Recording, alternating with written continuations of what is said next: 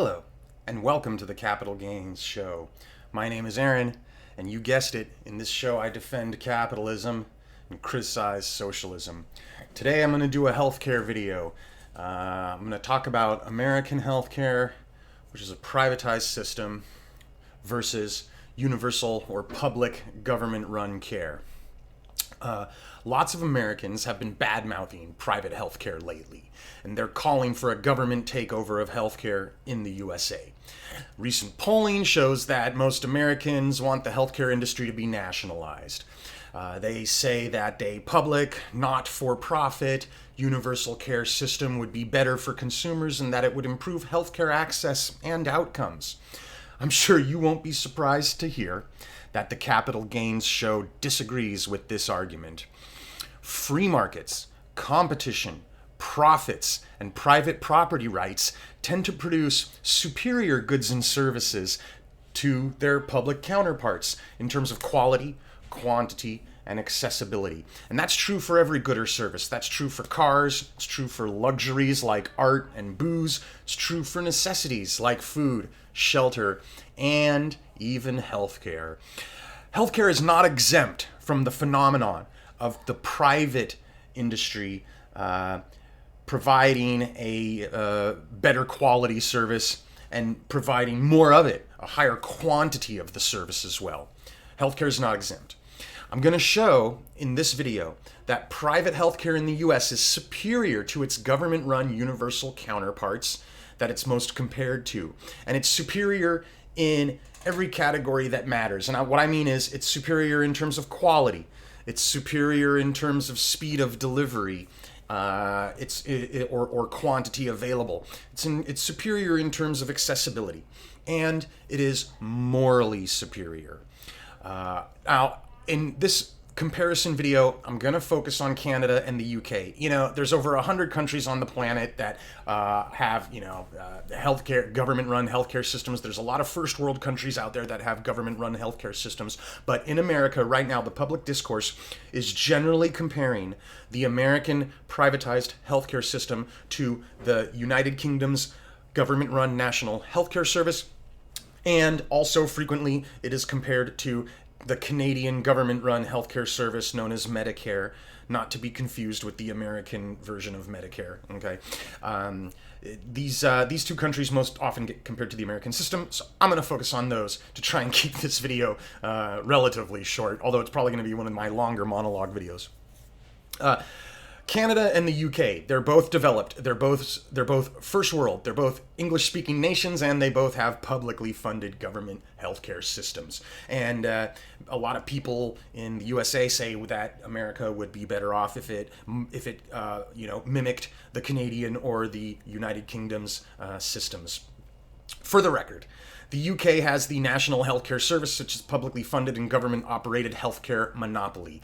Private care exists in the UK, but it's a supplementary niche market. Canada has the same thing going on, more or less. Canada has a similar universal government monopoly on the healthcare industry. They do have some private care in Canada, but it's a niche thing. Everyone's covered under the government plan in these countries, but only some people bother to get supplementary private healthcare coverage. Or go to private facilities. Like, in those countries, most of the hospitals are government run, most of the doctors work for the government, get paid only by the government, that kind of thing, right?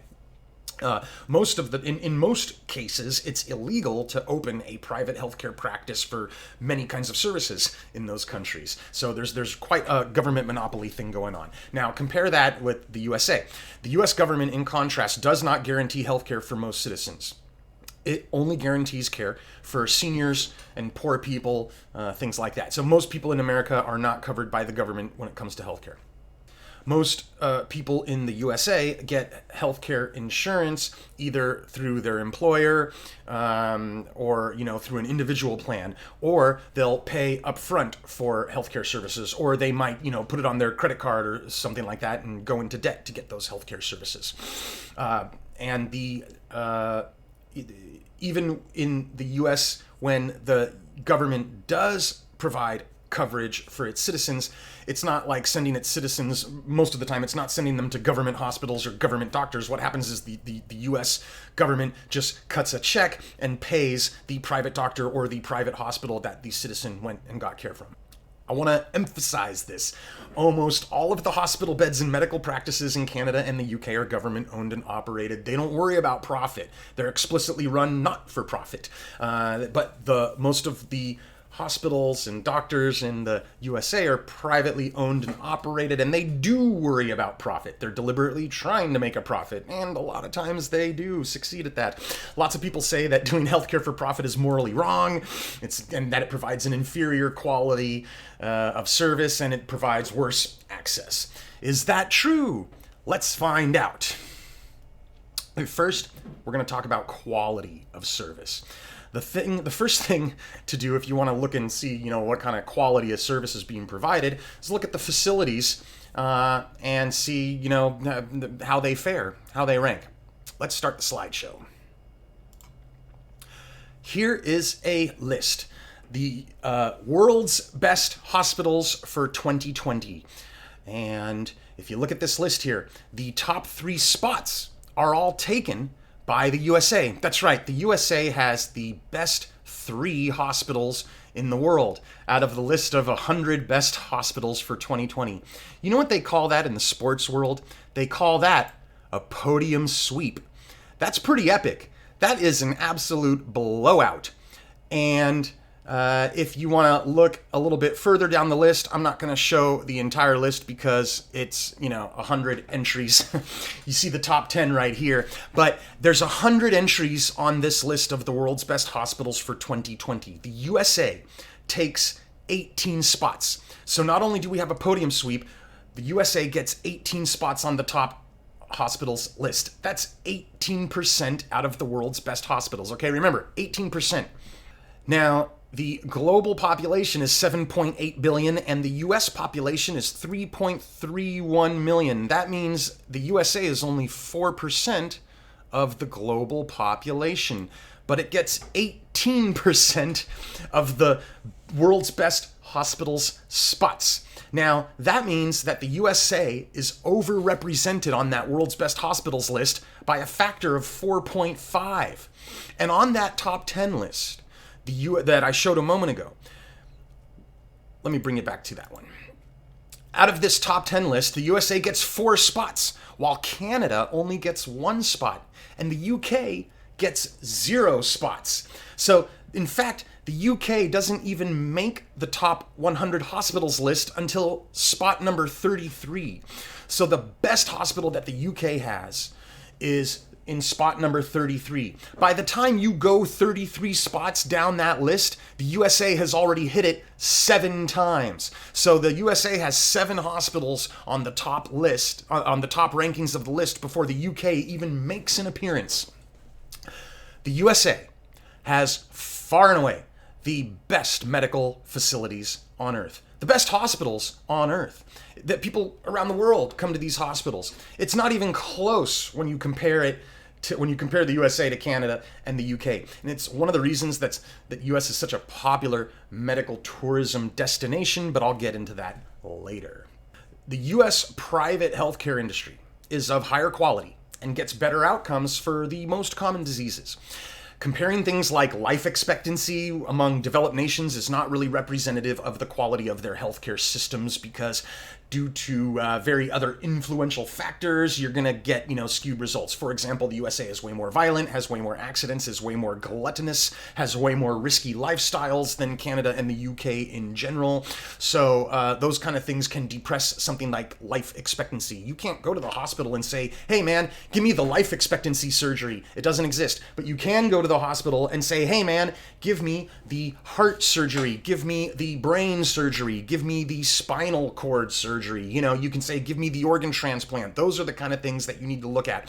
So we're going to compare the USA and Canada and the UK when it comes to survival rates for the most common diseases. Okay? That's the real accurate way to find out just how good of a quality of service you're receiving. Okay. This list right here is the number of deaths by cause across the globe, cardiovascular disease, which includes heart attacks and strokes, is by far and away the most common cause of death on Earth. And cancer comes in second place, and in a distant third comes respiratory diseases. All right. Now, the cardiovascular and the cancer combined account for over half of the global deaths. Okay. So those two diseases right there, or categories right there, represent more than half the deaths. They represent the majority of deaths. Let's focus on those to try and keep this video from getting too long. First, I'm going to go over cardiovascular disease. How does the USA compare to Canada and the UK when it comes to cardiovascular disease survival? I want to take this moment now to give you an anecdote. I found this video recently. It really struck me, struck a nerve, really hit me in the heart. It's a very moving video, I think, and it is from a Canadian woman who is complaining about the quality of care her mom received in Canada versus the quality of care she received in the USA. Here comes the video. The Canadian healthcare system sucks. Do not brag about it. 90% of the doctors are rude and arrogant, and they don't listen to a word you say. And when you say you have a problem, they'll test it, and then the test comes up negative, and it's totally fine. Turns out it's all in your head. But then you go to America one time, and you go to a doctor there that you have to pay for, and then they tell your mom that she has organ failure and heart failure, and that she's dying, and there's nothing they can do now because it's too late. It's just too late. It's like, well, gee, why didn't any of the other doctors, she was hospitalized like 4 times this year, why didn't any of the other doctors catch anything? What is wrong with our healthcare system? There's something wrong. She didn't just miraculously get to the end stages of heart failure, okay? They should have caught something before. They should have listened. They should never have told us it was in her head. I believed them. I hate them. I'm so tired. All right, you saw that video. What she's complaining about is the fact that the Canadian system, did tests on her mom 4 times, and they didn't find anything wrong. And her mom was not satisfied with that answer, so she went to America and paid out of pocket. And then the American doctors did some better tests, or did more tests, and they said, we're terribly sorry, you have heart failure, and it's advanced stages. It's progressed too far, and there's not much we can do anymore. Her mom was totally taken for a ride by the Canadian system. It was totally, it completely failed her. The universal care failed her. It failed to detect her medical problem, and the private care system did what the universal care system could not, at least, which was give her a diagnosis. Now, this video is anecdotal, like I said. And of course, people are going to go, oh man, anecdotes, that doesn't mean all that much. You got to look at, the big picture. You got to look at the numbers. So let's do that. Here it is. U.S. tops Canada in post-heart attack care. More aggressive care may explain American survival edge. Obviously, that woman that in the video that I just showed, she got more aggressive care in the US because they did tests that the Canadian system didn't even find it fit to do. So yeah, she got more care. She got better quality care by paying out of pocket in a private system. Look at the bottom paragraph on this screenshot I've got. It says, that last line there, we found that Canadian patients' risk for dying is 17% higher compared to US patients when it comes to heart disease. 17%. You know what happens, like when you win a popular vote by 17% over your opponent, man, that is an absolute blowout.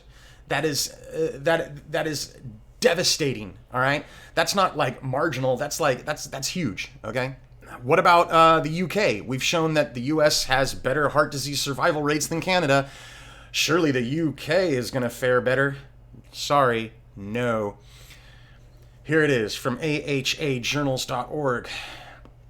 Coronary heart disease mortality rates have decreased by 50% in most industrialized countries since the 1970s.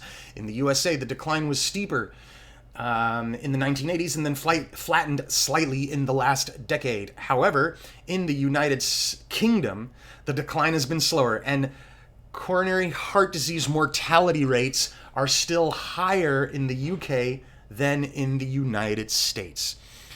You're more likely to die from heart disease in Canada and in the UK than you are in the United States, despite the fact that the USA is the only one of those three that doesn't guarantee care, that doesn't make a promise of care. You know what I mean? It just offers it as like a free market thing that you can pay for if you want to. Next, we're going to look at heart attacks. 30-day mortality for heart attacks and strokes is lower in the US than in comparable countries. The US generally does better than all these other countries when it comes to heart attack mortality survival rates, right? Let me move this out of the way again so you can kind of see this graph. The green bar is the USA. It's got a lower mortality rate for heart attack, hemorrhagic stroke, and ischemic stroke. I'm sure I'm mispronouncing that. Yeah, bleeds, blood clots, and heart attacks. The USA comes in ahead of the rest of the world. I've just shown that the USA is tops when it comes to mortality rates for the most common cause of death, which is cardiovascular disease. What about cancer? The most second cause of death. How does the US compare there? Here we go. The mortality rate for cancers has been falling in the US and across comparable countries. It's true, it's falling everywhere, but it's lower in the US than in Canada and the UK. It's lower than almost every developed country, pretty much, for most kinds of cancer. There's a lot of different kinds of cancer. When you average it out, the USA is coming in ahead. Here we go again with a green line representing the USA, a blue line representing everybody else. The USA is quite a bit lower there, so in terms of the mortality rate, which means it's better off. U.S. cancer survival rates remain among the highest in the world. Here comes another one. Huge gap in world cancer survival. There is a huge variation in cancer survival rates across the world. Now, this article is from the BBC, and it's admitting that the UK fared pretty poorly compared to most of the Western European neighbors. In the United States, age-adjusted breast cancer survival rate is 88.9% compared with just 81% in the UK. That's almost 10% difference. In the United States, leads the world on the equivalent stat for prostate cancer. Look at that, 97% survival of prostate cancer versus 83% in the UK. That's almost 14% difference. Lung cancer, that one tends to be the most deadly cancer. Lung cancer is the most deadly for everybody. So it's only 18.7% survival rate in the US, but it's even worse, it's half. It's 9.6% survival rate in the UK. Bowel cancer, 64% for the US, 56% for the UK. And then the author of this article continues, US survival rates are also better for leukemia, ovarian cancer, stomach cancer, and liver cancer. The US also beats Canada and the UK's universal care systems when it comes to cancer survival. And that's like for pretty much every cancer that you can get. All the different kinds. UK still behind in cancer survival despite advances. This article was just from last year. UK is still lagging. It's been lagging for decades behind all the other developed countries when it comes to cancer survival. Now, here's a little link from Wikipedia. There's not quite as much US versus Canada cancer info, but you can still find it if you look around. Here it says, however, a study based on data from 1993 through 1997 found lower cancer survival rates among Canadians than among Americans. And that's a trend that's still happening. America is still leading the world in cancer survival rates. Here we go. Here's Forbes. This article was from 2017. The headline is, Why the U.S. Has Better Cancer Survival Rates Than the Rest of the World. And it says pretty much the same thing that the heart disease study found, which is, earlier detection and more aggressive treatment. That means you're getting more quality of service and you have more accessibility. There's a higher quantity of the service available for consumers in the U.S. than in Canada or the UK. Now, one of the things about universal care systems is that they ration care a lot, and there's frankly a lower supply of care in most instances. This article from cbc.ca says that Canadian patients wait longest to see family doctors. Canada ranks last among 11 OECD countries in a new survey in terms of how quickly people can get in to see their family physicians. How's that trending, by the way? I mean, are they making any improvements in those figures? No! Medical wait times in Canada are getting worse. Between 2018 and 2019, This is actually pretty bad. In just 1 year's time, from 2018 to 2019, wait times in Canada got 5% worse in 1 year, man. That's a pretty steep drop for just 1 year's, time difference. Yeah, I'll bet they're getting worse in 2020 too. Here we go. America outperforms Canada in surgery wait times, and it's not even close. In the United States, 70% of patients are able to be seen by specialists less than 4 weeks after a referral. In Canada, less than 40% of patients were seen within 4 weeks. America is significantly outperforming Canada in surgery wait times, even as it's likely that tens of thousands of Canadians come to the US to get surgery. I'm going to touch on that in a little bit, don't worry. After being advised that they need to have a procedure done, only about 35% of Canadians had their surgery within a month, whereas in the United States, 61% of patients have their surgery within a month. After 4 months, about 97% of Americans are able to have their surgery done, where in Canada, you're only achieving about an 80% surgery ratio within a 4-month wait. Next, here's Forbes. Let's look at Britain's wait times. Britain's version of Medicare for All is struggling with long waits for care. Nearly a quarter of a million British patients have been waiting for more than 6 months to receive planned medical treatment from the National Health Service. Boy, that sounds even worse than Canada's wait times, huh? Definitely a lot worse than American wait times. According to a recent report from the Royal College of Surgeons, more than 36,000 people have been in treatment queues for 9 months or more in the National Health Service in the United Kingdom. You'd think that's bad enough, but it can get worse.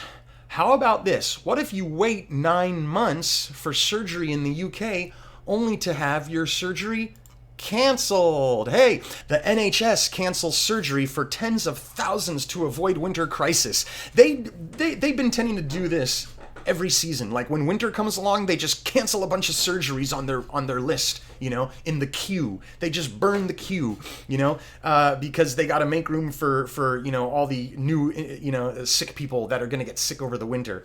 I mean, that would be a real punch in the teeth, right? You wait from March all the way to December for your surgery, and then at the last minute they just cancel it and you got to get on the list all over again, Man.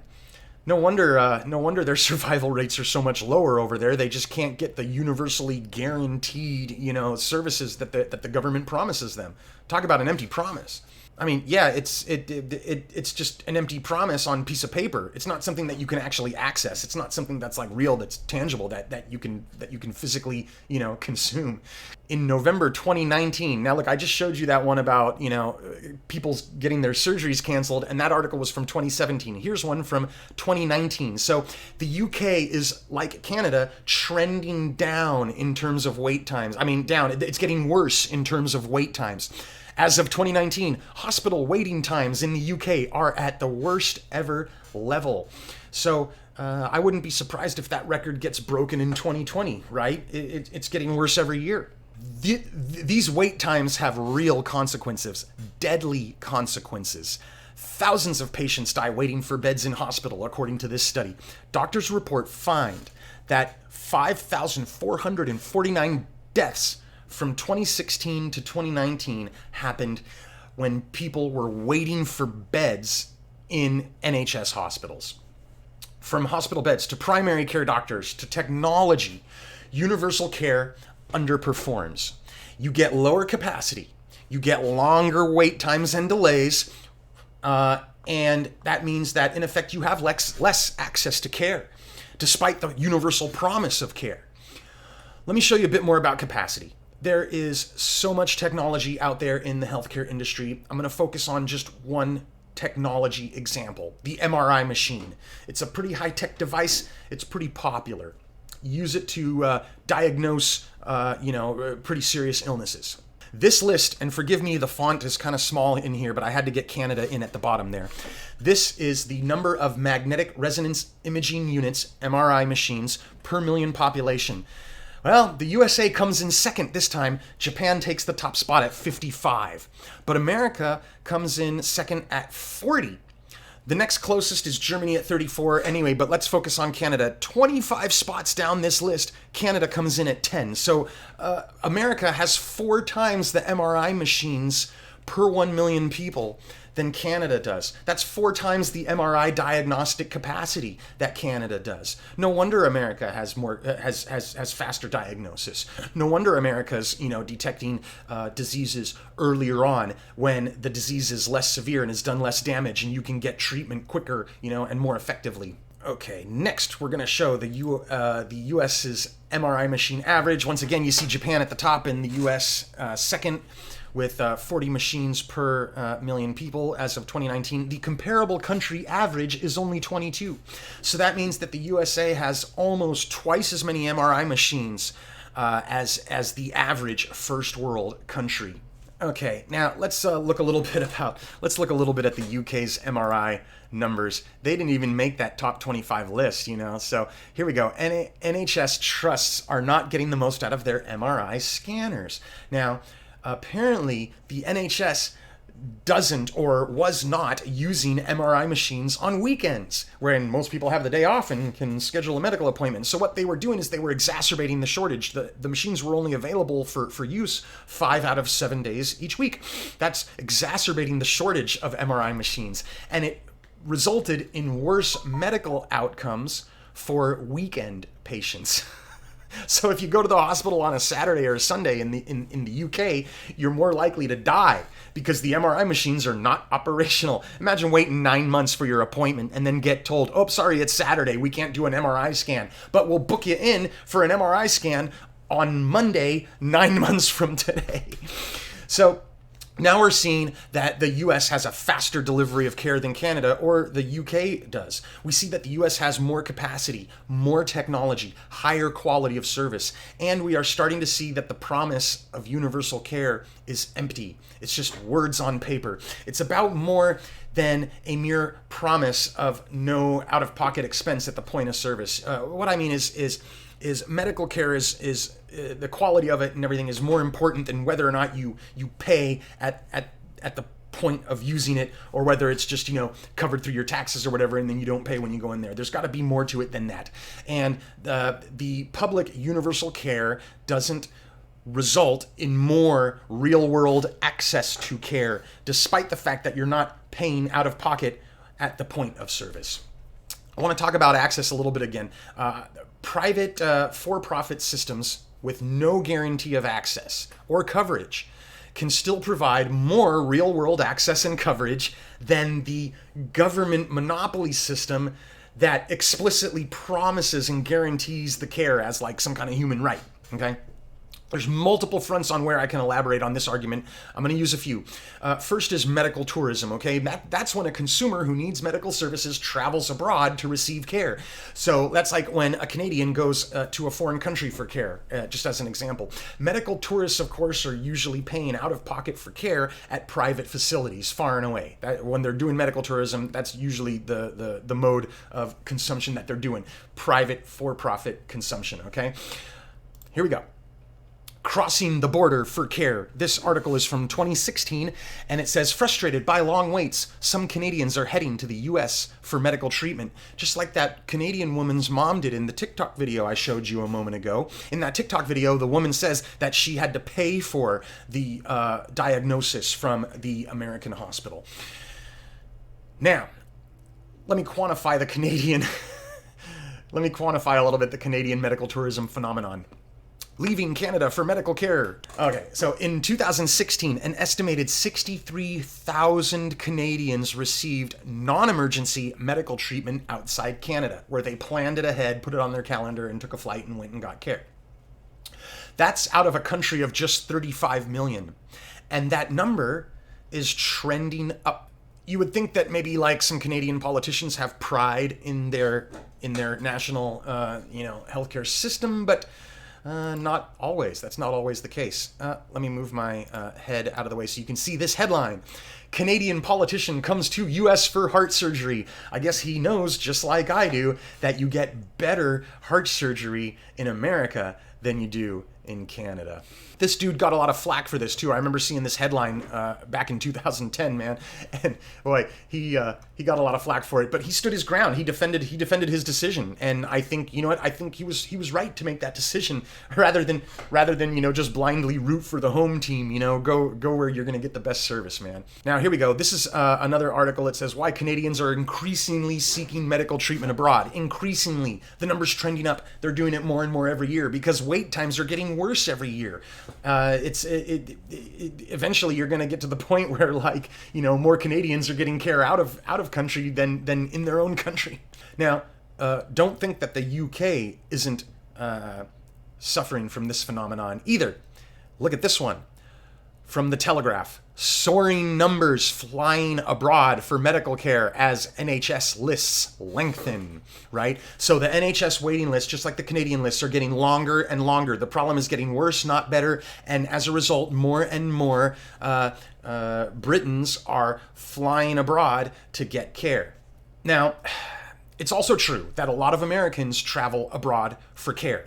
That phenomenon does happen in America, but there's a difference. There's an excusable reason why that happens in America. It's not a moral failing for an American to seek care abroad the way it is a moral failing for a Canadian or a British person to seek care abroad. Why? Because the U.S. government doesn't even promise universal care in the first place. The U.S. government is already letting the healthcare industry in America operate on a free market, competitive, for-profit, no guarantee, no universal coverage principle. So you're already, as an American, you're already supposed to shop around. Now, most Americans get their care domestically, but sometimes they'll find like a hospital, usually in Asia somewhere, or maybe in Mexico, where they can pay out of pocket for private care, and it'll cost less, of course, than the American system, because one thing is for sure, the American system is way too expensive, okay?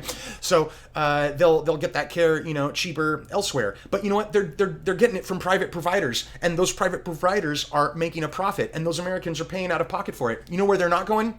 Let me tell you where American medical tourists are not going to get care. They're not going to get care from public hospitals in Canada or NHS hospitals in the UK. It is true, once in a while they'll go to Canada or the UK to get care, but they'll do it with a private practice. Senator Rand Paul recently got care in Canada, and he was, ridiculed for it. But what he did is he went and paid out of pocket for care at a private Canadian hospital. He didn't go to one of their Medicare hospitals, man. Now, here's the thing. It's a moral failing. It's only a moral failing of your medical care system if you promise and guarantee universal care for all your citizens, and then you fail to deliver it, and then they travel abroad. That's when it's a moral failing, because you broke your promise. You broke your universal care guarantee. You put the lie to the claim that healthcare is a right. It's a right. Yeah, you got a right to be put on a waiting list. That's all you get. You don't really have a right to real care. Now, let me tell you one more anecdotal story, okay, from the UK. Did you guys ever hear of Charlie Gard? This happened back in 2017. There was a little boy who was born in the United Kingdom. He was an infant. His name was Charlie Gard, and he had a super rare disease that was pretty much fatal. The NHS had no capability to treat it. They didn't have the technology. They didn't have the drugs. Nothing. There was nothing that the NHS could do. Well, his family, of course, his parents wanted to try anything they could, right? They looked around and they found that they could pay out of pocket and get a long shot experimental treatment in the USA. Now, keep in mind, this treatment was not available in the UK. The NHS didn't even offer it, but it is in the USA. So once again, the USA has more technology and more experimental treatments. Anyway, but what happened was when the parents tried to leave and go to the USA to get the care, the British courts stepped in and said no. They denied them permission to travel, man. They weren't even allowed to leave the country with their infant son to go get experimental care. And the reason was, the care is too much of a long shot. It's got a very low chance of success. Yes, it was a very long shot chance. The truth is that the experimental care probably wouldn't have worked, but they wanted a chance to try. Even a 1 in a million chance is worth a shot, right? But when it comes to the life of your child, don't you think that you should have the right to go for the long shot if that's the only chance you have left?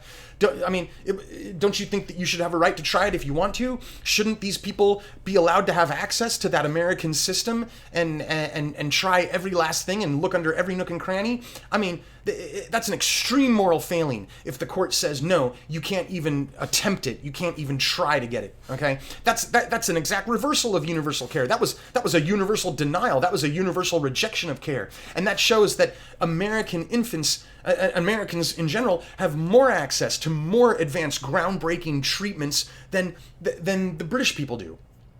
Still not convinced, huh? What if entire categories of people were preemptively banned from care? Instead of just a little isolated case, how about if you just take an entire swath of people, right? So let me tell you something, man. Smoking is going down in the UK, but obesity is going up in the UK. And that brings me to the next slide. The NHS recently banned some obese people and tobacco smokers from surgery indefinitely. Smokers and obese people got banned from surgery indefinitely in the UK, and there was qualifiers and conditions, of course, but the idea here is that entire swaths of people, entire categories of people were denied care a priori. It was a triage. The politicians did a legislative triage and said, we're only going to bother expending our precious, scarce healthcare resources on those who are not fat and don't smoke, because the fatties and the smokers are too risky to waste the money on, right, or waste the resources on. You were denied care if you had those certain risk factors. Now, here's the thing. I don't know if you guys have heard this, but obesity is a very big problem in first world countries. It's famous for being a problem in America, but it's also a very much growing problem in the UK and in all of Europe. So imagine, more and more people are getting fat in the UK every year, and with this kind of ban, that means more and more people are going to be denied care right from the get-go, preemptively denied care. I mean, what kind of universal care is that? What kind of human right is that? And then you can't even pay out of pocket to get around it. You can't even say, hey, look, NHS, what if I give you extra money? Will you put me on the waiting list? No, they say, no, you're too fat, fatty. You're not even allowed.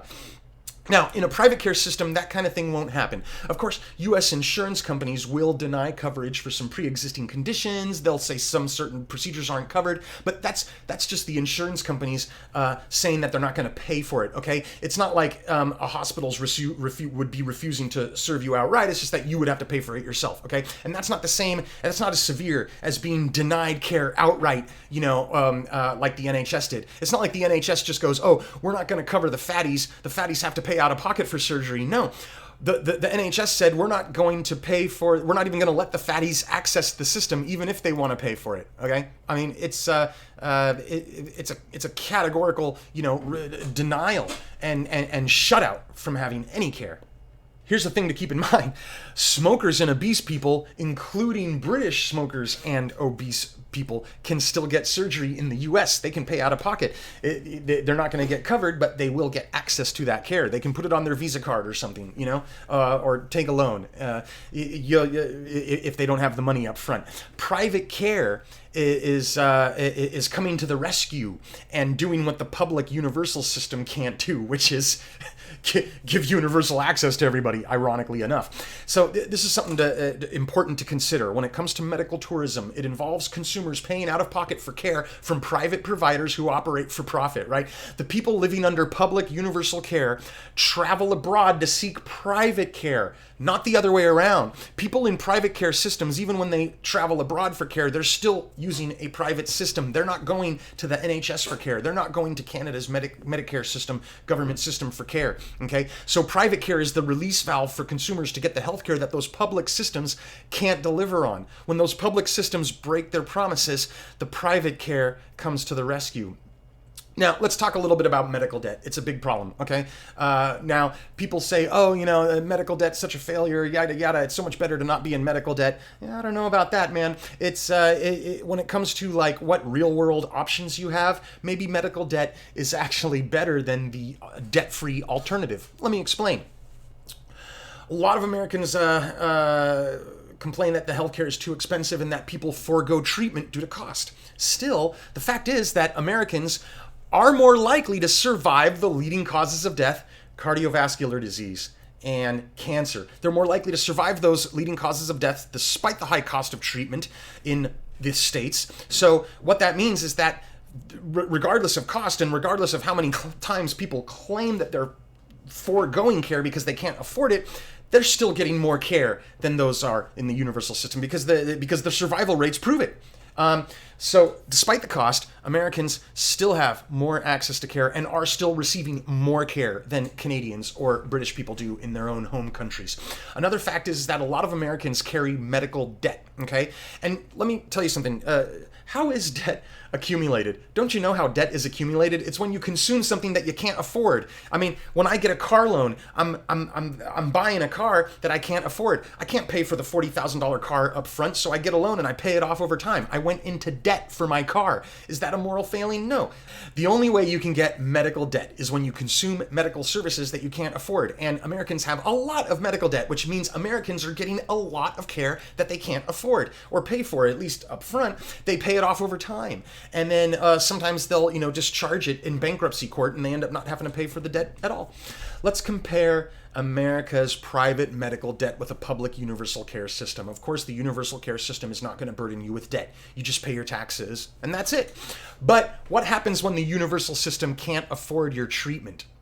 Does the universal system go into debt and treat you anyway and then just charge it to the government credit card? Does the government just pay it off over time and give you the treatment even though it can't afford it? No! You get put on the list. Your surgery gets canceled, just like I showed earlier. It means they don't have the capacity. They don't have the capacity because they didn't spend enough money on procuring adequate amounts of equipment like MRI machines or adequate amount of bed capacity in hospitals or adequate number of doctors. They didn't hire enough. They didn't spend enough on the infrastructure and the personnel and the technology that America did spend enough money on, you see? So the private system has more money and more capacity, and it can treat you and still send you a bill later if you can't pay right at that moment.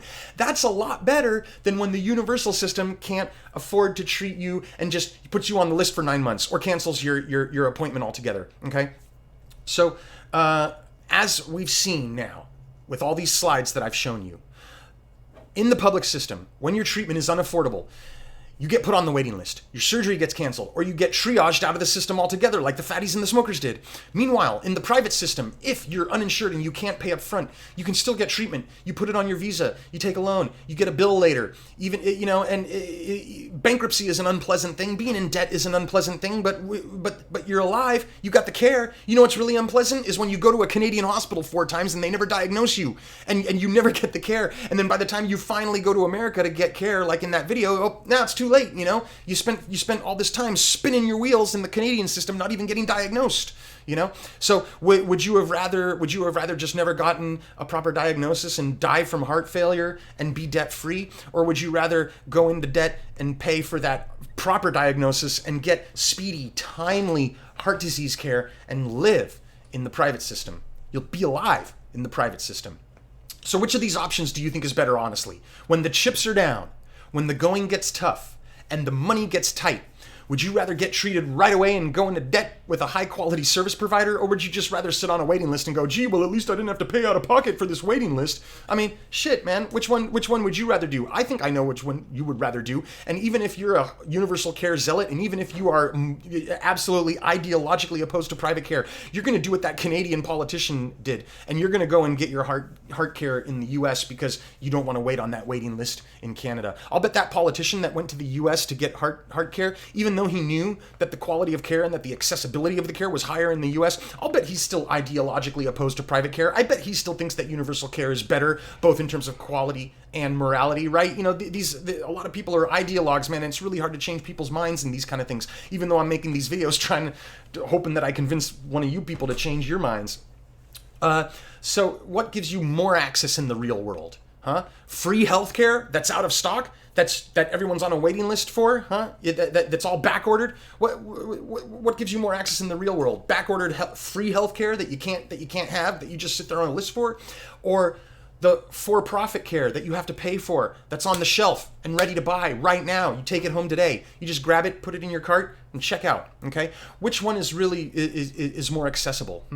See, the thing is a lot of people who advocate for universal care, they argue that a private care system is less accessible. They argue that universal care is more accessible. I don't think the numbers back that up. I think that I've shown that the numbers don't back that up. The universal care promise is an empty promise. It's like saying, hey, we'll give you your product for free. You just wait, 10 years for it, whereas the private care system, which doesn't actually guarantee your care, it says, hey, you got to pay to play. But lo and behold, it's there. It's available right here, right now. You get it today. And in health, time is important, because if you let a disease or a health problem linger, it's going to get worse over time and do more damage to your body. So the sooner you get care, the more likely you are to live. So this is a matter of life and death. You pay up front to live, or you pay nothing out of pocket and wait on a list and die. So from what I've shown, private for-profit care beats public rationed care everywhere where it counts. From quality of facilities to quality of service to speed of delivery, access to prevalence of technology, it's all there. The private system wins, hands down. It's better, and it gets better results. And it looks like more and more people under those universal care systems are choosing to pay out of pocket and get prompt, superior care from a private provider rather than wait and die waiting on a waiting list. The trend is moving more into the private care's side of the argument, because the waiting lists in Canada and the UK are getting longer, and the number of Canadians and Britons traveling abroad for care, which they're paying out of pocket for, is increasing. The medical tourism phenomenon is increasing. This is just putting more nails in the coffin of universal care, okay? If the US were to adopt a universal care system like a lot of Americans are calling for, it would reduce the quality, it would reduce the availability of healthcare for Americans, it would increase mortality rates, it would be a step backwards, and it would be a morally inferior move. Thanks for watching.